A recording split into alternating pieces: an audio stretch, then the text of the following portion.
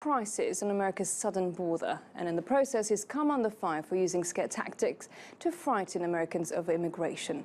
Trump is still demanding billions of dollars for his controversial wall along the Mexican border. But Democratic leaders have hit back, accusing the president of holding the American people hostage by shutting down the government until he gets his way. Our North America correspondent, John Brain, has more. It's never going to happen. It's never going to happen. It's never going to happen.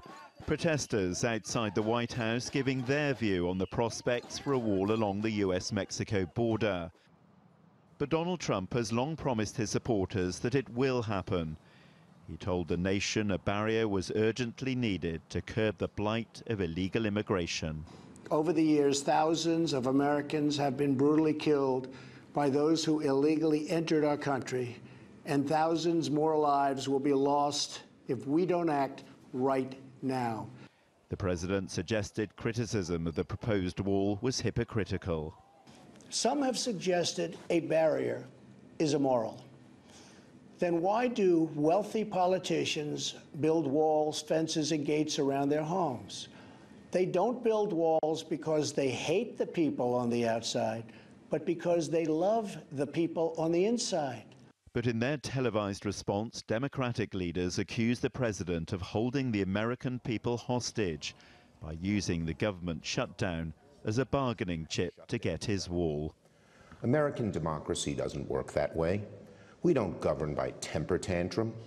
No president should pound the table and demand he gets his way, or else the government shuts down, hurting millions of Americans who are treated as leverage. John Brain, TRT World, Washington.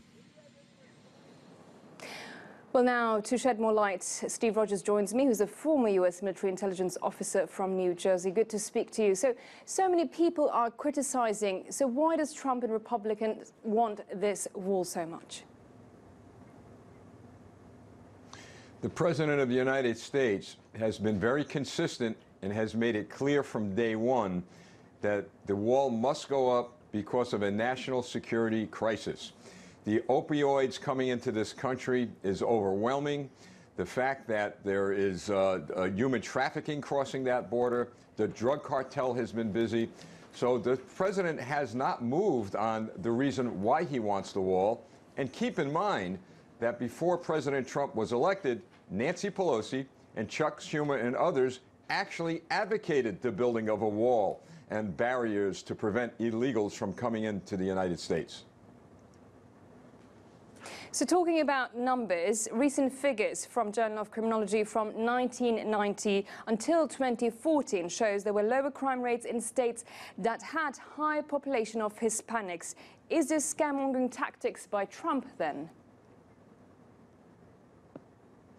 Not at all. I could tell you, based on my experience working at the FBI Joint Terrorism Task Force a few years ago, my experience in law enforcement, I could share with you that a lot of these statistics that we're being given are certainly statistics based on what is being reported.